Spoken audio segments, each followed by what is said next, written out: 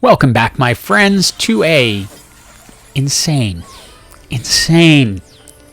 episode of TFT Hyperroll from Mission for Tuition. It's called Mission for Tuition because we're trying to raise money for our son's middle and high school tuition. Now, don't click away. It's not that we're asking you for donations. We're not. We don't take donations.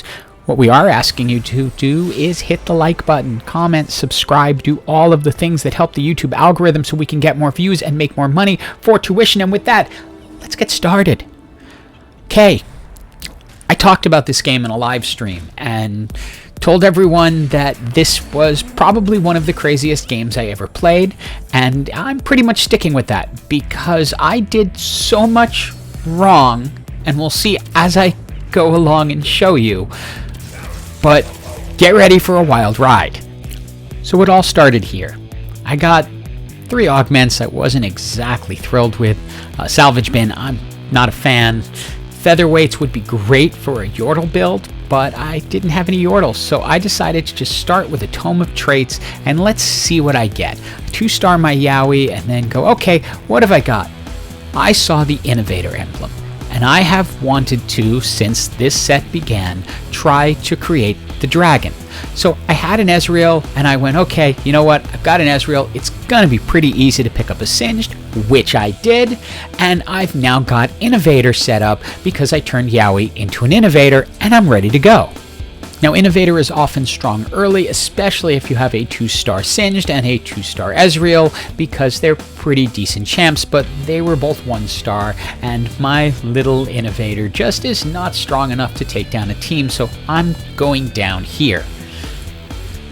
Now here I grab the sword as the best possible item, and I'm thinking Infinity Edge onto Ezreal at some point, but for some reason I don't just slam it onto him.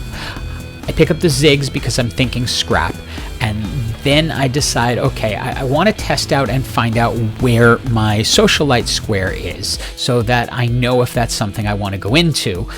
It's in the back corner, which is a good place, so I get myself set for the next fight with that knowledge.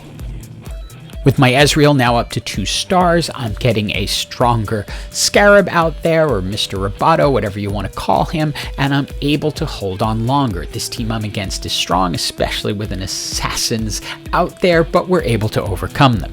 So I know in my head I want to go Innovator scrap, so I grab Blitzcrank, put him out there, and then just throw a sword onto Ezreal so that he's getting a full item for the cost of just a component. It's a fairly good strategy, but I probably should have gone with the full Infinity Edge at that point and then used the additional scrap item on Blitzcrank because it likely cost me this match. I'm speeding you through these fights like I often do with the early fights because Innovator is generally a strong start build and I should be winning these early matches.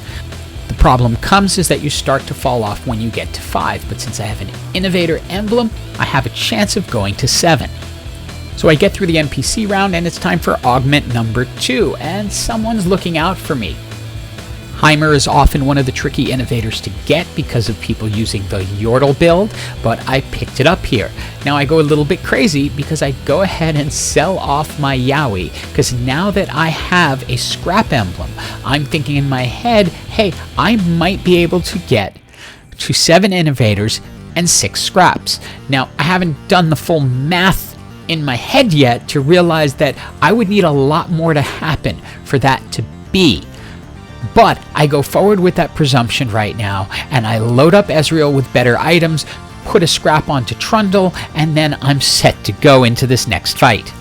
Now what I hadn't considered when I made my shift is that I was taking out a large part of my front line because Yowie was giving me the bruiser buff along with Trundle. So I had just significantly weakened my team for the sake of bringing on a Heimerdinger who wasn't giving me that 5th Innovator. So I got absolutely no benefit from that swap at this time and just suffered a loss thanks to it.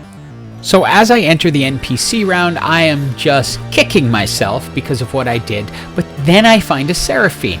Now she's going to be the 5th Innovator, so I can actually go up to the next level of Innovator. And then I get a Tome of Traits. Now, before I can use the Tome of Traits, I gotta figure out what I'm taking, and I just go for the needlessly large rod. I get the Tome of Traits, and there's another Innovator emblem, which is the thing I'm going to need if I want to do 6 scraps and 7 innovators. So I now have a chance. I put the additional innovator emblem onto Trundle and hope I can go forward putting Ezreal into Seraphine's spot. I use an Echo in order to make the Rage Blade, so I'm making Ezreal stronger since I already have 2 silver Ezreals and an additional one waiting to go, so 2 more Ezreals and I get him up to gold. I really think now it's possible I could end up with the 7 innovators and the 6 scraps. The problem is there are other teams out there that are pretty strong that are going to try to stop me. I do a ton of rolling and I am now just 1 Ezreal away from getting to that next Ezreal. I go ahead and sell a Ziggs, who was an additional scrap and roll, and I find a Zillion, who can be my 7th innovator. So I'm actually finally, for the first time this season, going to get to see the dragon. I just don't know if it's going to matter because I've handled so much of this other part of the game so poorly that I am now 1 hit away from death. So now here it is, I've got the dragon I've wanted the whole season, but I'm pretty much on the edge of death. That's why I end up trading out Trundle for Echo, since Echo is an overall stronger unit. I also have an additional Trundle that I can use later. Now let's go ahead and look at this terrifying beast I've just summoned. The dragon lands, lets out a bellowing roar, causing all enemies within 3 hexes to flee for 4 seconds. Your team is energized, gains 75% critical chance and 75% critical damage for 8 seconds. And by the way, every 3rd attack is charged with lightning, dealing 750 bonus magic damage to 3 enemies. Oh yeah, and I also decide to go ahead and pick up the additional healing augment for that. Now, looking at what the dragon does, I decide to move him back and be a little bit more protection for my backline, since that's where my power is going to come from. It is relying on Ezreal to do all the work. Now, I'm honestly not sure if this is the best placement for the dragon. It felt right to me because my goal was to keep things away from my carry, and so that way when he casts, he pushes things away. Ezreal, I'm hoping to get to gold, is going to be my carry, but either way, it's clear to me this dragon is not to be trifled with.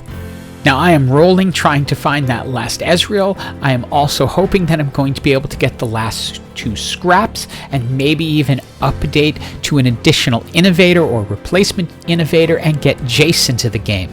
But right now, this dragon is making everything look really easy. So I've gotten a 2-star Janna into the game, and I just need 1 more scrap. And I get a shop with a scrap emblem. Oh yeah, and a gold Ezreal. Now I'm going to be honest, I screwed this game up pretty much every way possible in terms of selling things I shouldn't have and miscalculating when I could reach what I needed to reach. I ultimately needed 2 innovator emblems and an additional scrap emblem to make the build come to fruition. I'm still just 1 hit away from death, but it looks pretty hard for that to happen with that dragon on your side. I mean, ultimately, I get games like this maybe once a season where I get things in spite of my own errors and end up putting together the exact comp I dreamed of, and maybe I should be sad that it happened this early in the season, but it's really cool to see the dragon leading the damage charts. And then maybe, if only to add insult to injury, I managed to find a Jayce who I can put in the back line, so he will be energizing that Ezreal, who is already pretty super powered.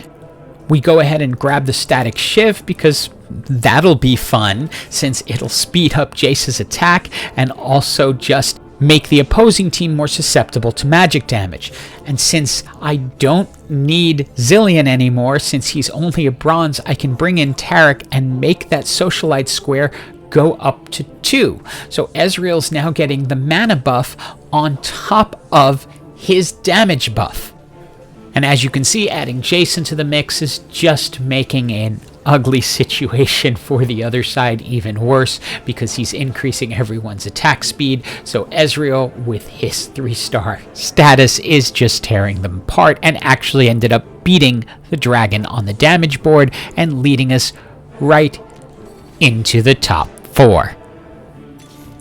And I almost feel like I needed to apologize to the other teams I was against, because the 6 scrap and the 7 innovators is, well, probably the most broken thing I have seen.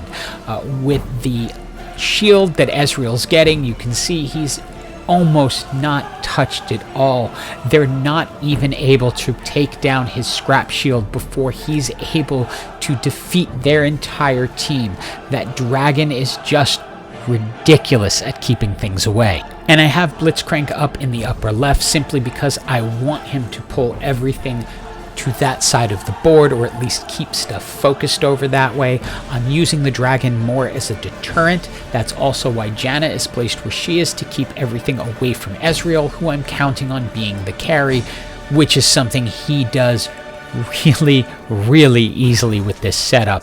Look, I think it goes without saying, don't try to force this. If you happen to get all the right augments, definitely go for it. It's broken beyond repair. I don't even think their nerfs are going to touch this. But I hope you enjoyed the video and have an absolutely awesome day.